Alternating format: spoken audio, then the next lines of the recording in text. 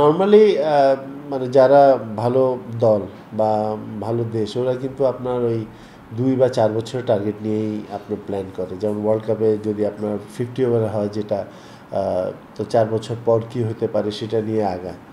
এবং সেম টি-টোয়েন্টিতেও, কারণ টি-টোয়েন্টি আমি বিশ্বাস করি যে আপনার প্রত্যেকটা ইয়াং প্লেয়ারদের জন্য এই ফরম্যাটটা অনেক ভালো। যারা একটা ভালো রান আউট করে দিল, ভালো ক্যাচ ধরে ফেললো, অল্প বলে বেশি রান করে ফেললো বা কুইক একটা দুইটা উইকেট নিয়ে নিল। সো এটা হলো যাদের এনার্জি বেশি, যাদের স্পিড বেশি।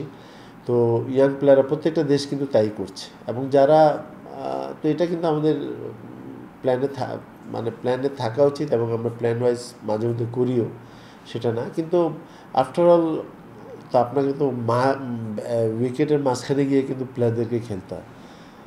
তো সেটা হলো ভেরি ইম্পর্টেন্ট এবং অ্যাপ্রোচটা হলো খুবই পজিটিভ থাকা উচিত।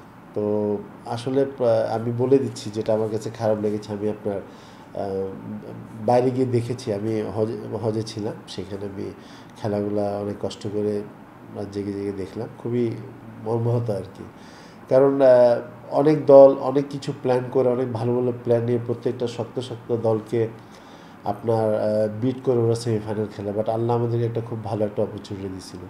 সেই অপরচুনিটি নিয়ে আমরা ওটার কোনো মানে কোনো অ্যাডভান্টেজই নিতে পারলাম না। সেটা কিন্তু আমার কাছে অনেক দুঃখ লাগে যে আপনি ২৭-২৮ বছর আগে আমরা 97-এ কেনিয়া আমাদের থেকে 166 করেছিল, বৃষ্টি হয়েছিল আপনার কাটাল ওভারে। আমরা কিন্তু প্ল্যান চেঞ্জ করছি, আমরা রফিককে ওপেন করালাম, নান্নু ভাই 3-তে গেল, নর্মালি নান্নু ভাই 5-এ ব্যাটিং করতো। সো সেখানে যদি আমরা ২০-২৫ বছর আগে যদি প্ল্যান করতে পারি তাহলে আমরা কেন ওই সেমিফাইনাল খেলার জন্য কিছুই করতে পারলাম না।